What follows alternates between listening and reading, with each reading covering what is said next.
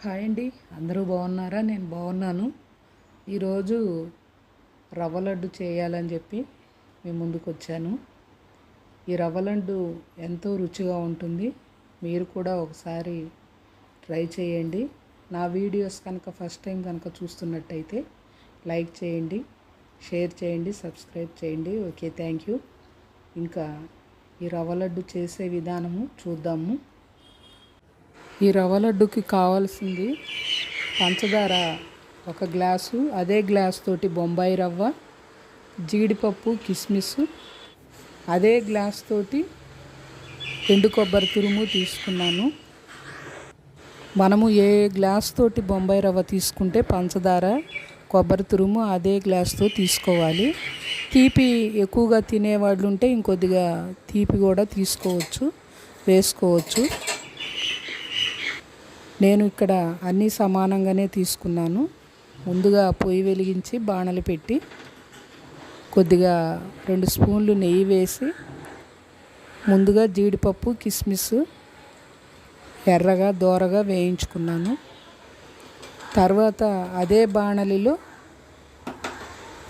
బొంబాయి రవ్వను కూడా కొద్దిగా ఎర్రగా వేయించుకున్నాను. రవ్వను కూడా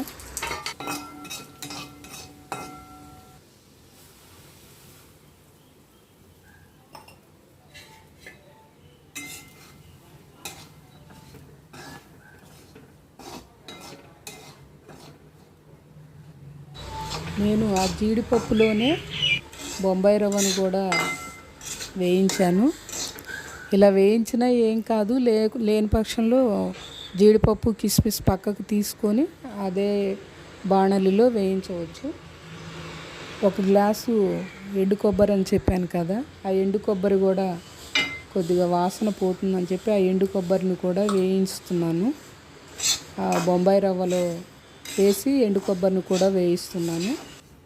ఇలా వేయించటం వలన ఎండు కొబ్బరి ఎర్రగా వేగి మంచి రుచిగా ఉంటుంది రవ్వ లడ్డు.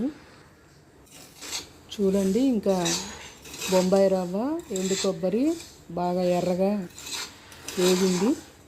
ఈ వేగిన దాన్ని తర్వాత ఒక స్టీల్ బౌల్లోకి తీసుకోవాలి.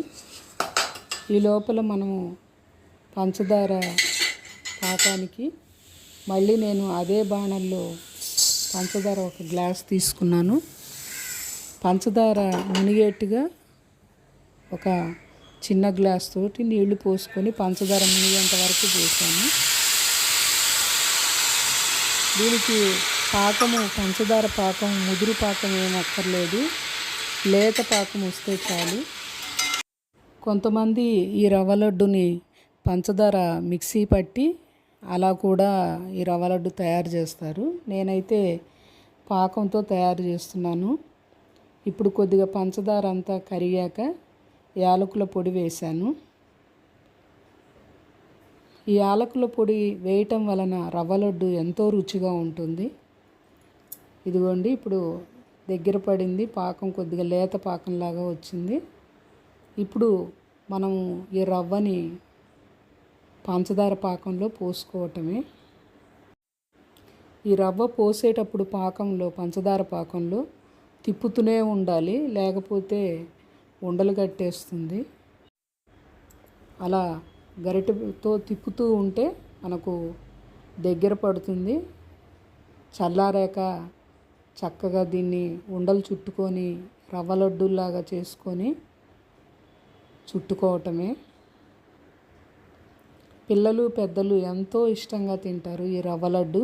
నాకైతే పంచదార పొడితో చేసిన దానికంటే కూడా ఇలా పంచదార పాకంతో చేసిన రవ్వ లడ్డు నాకు ఇష్టము. అందుకని నేను ఎప్పుడు చేసినా కూడా ఇలా పంచదార పాకంతో చేసుకుంటాను. కొద్దిగా మనకి చేతికి వేడిగా ఉంటుంది కాబట్టి నెయ్యితో కొద్దిగా నెయ్యి రాసుకొని రవ్వ లడ్డుని రౌండ్గా చుట్టుకోవటమే రవ్వ లడ్డు. ఎంతో రుచిగా ఉండే ఈ రవ్వ లడ్డు అందరూ ఇష్టపడి తింటారు. ఒకసారి మీరు కూడా ఇలా ట్రై చేసి ఎలా ఉందో నాకు కామెంట్ చేయండి. ఇదిగోండి, రవ్వ లడ్డు చుడుతున్నాను, ఇలా రౌండ్గా చుట్టుకోవటమేను.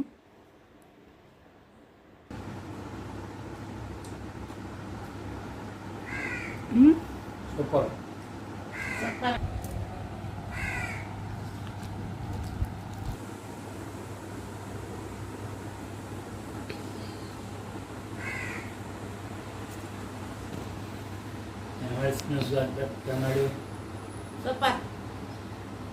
ఎట్లా ఉంది?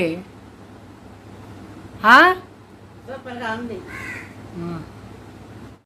ఈ రవ్వ లడ్డు శనగపిండిలాగా సైడ్ ఎఫెక్ట్ ఏమీ రాదు.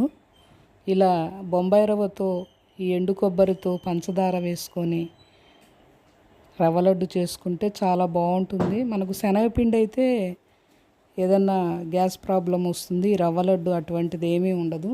ఒకసారి మీరు కూడా ఇంట్లో చేసుకొని ట్రై చేసి ఎలా ఉందో కామెంట్ చేయండి. Okay, thank you.